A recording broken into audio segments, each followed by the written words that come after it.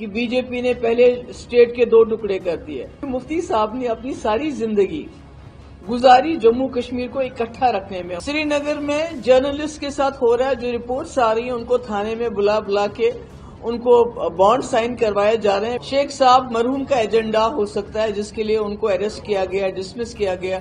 फारूक अब्दुल्ला साहब हम उनकी बड़ी इज्जत करते हैं, हमारे सबसे इस वक्त टॉलेस्ट लीडर हैं, सीनियर हैं।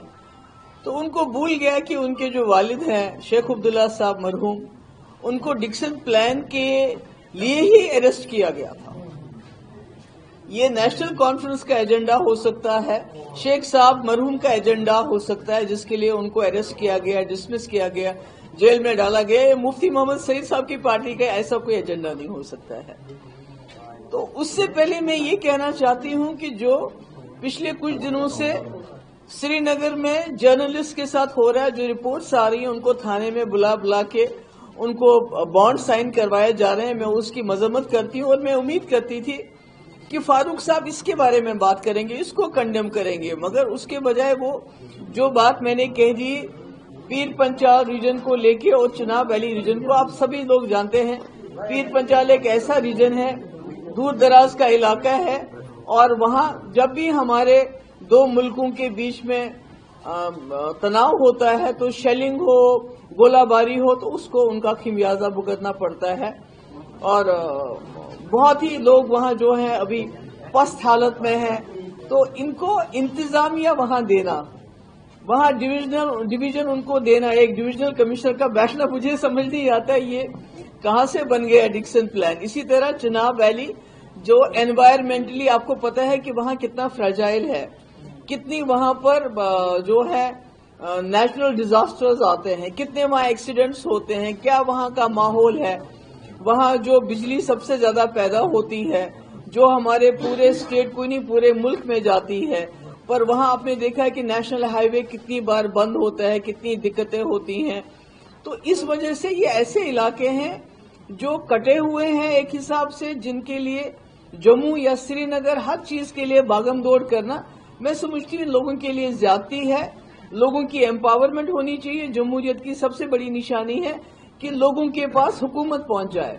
तो मैंने एडमिनिस्ट्रेशन की बात की है, मैंने कोई डिक्सन प्लान की बात नहीं की, क्योंकि मुफ्ती साहब ने अपनी सारी जिंदगी गुजारी जम्मू कश्मीर को इकट्ठा रखने में। उन्होंने इतना बड़ा फैसला जो बीजेपी के साथ जाने का किया वो भी था कि जम्मू और कश्मीर के मैंडेट को इकट्ठा चलाया जाए। तो ऐसे में अगर फारूक साहब ऐसा कहते हैं, पर मुझे तो पहले ये भी हैरानगी होती है कि बीजेपी ने पहले स्टेट के 2 टुकड़े कर दिए। अब उनके लीडर ट्राइफरकेशन की बात करती है, पर फारूक साहब उसके बारे में कुछ नहीं बोलते हैं, उनकी मुखालफत नहीं करते हैं। पर चूंकि महबूबा मुफ्ती ने कहा राजौरी, पुंछ, डोडा, किश्तवाड़, जो भी चिनाब वैली या पीर पंचाल वैली है, वहां उनका एक डिविजनल एडमिनिस्ट्रेशन क्रिएट होना चाहिए।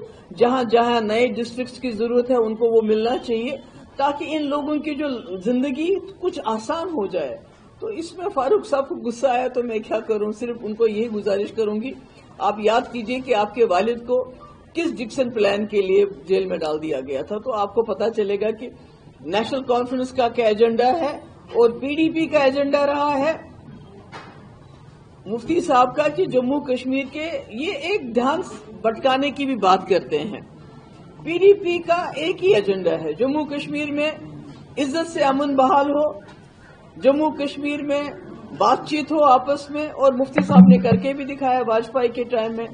जम्मू कश्मीर में शांति बहाल करने के लिए, अमन बहाल करने के लिए पाकिस्तान से भी बात हुई, रास्ते भी खुले, चाहे रावला कोट हो, चाहे उड़ी मुजफ्फराबाद हो, जो हालात ठीक हो जाए, आर्मी को अपने बैरक्स में वापस जाना चाहिए, जो हमारे पावर प्रोजेक्ट हैं उनके लिए हमें कंपनसेट किया जाना चाहिए, या 2 पावर प्रोजेक्ट वापस दो। ये हमारा एजेंडा है कि जम्मू कश्मीर हंसता बसता रहे, इकट्ठा रहे, मगर लोगों को के पास सरकार पहुंचे। ये नहीं कि वो 2 धक्के खाएं, राजौरी, पुंछ और डोडा किश्तवाड़ के लोग कभी श्रीनगर फाइल लेके, कभी जम्मू फाइल लेके, उनको सरकार अपने दरवाजे पे मिले। अगर आप ये वीडियो YouTube पर देख रहे हैं तो हमारे चैनल को सब्सक्राइब कर बेल आइकन दबाएं, और Facebook पर देख रहे हैं तो हमारे पेज को लाइक करें।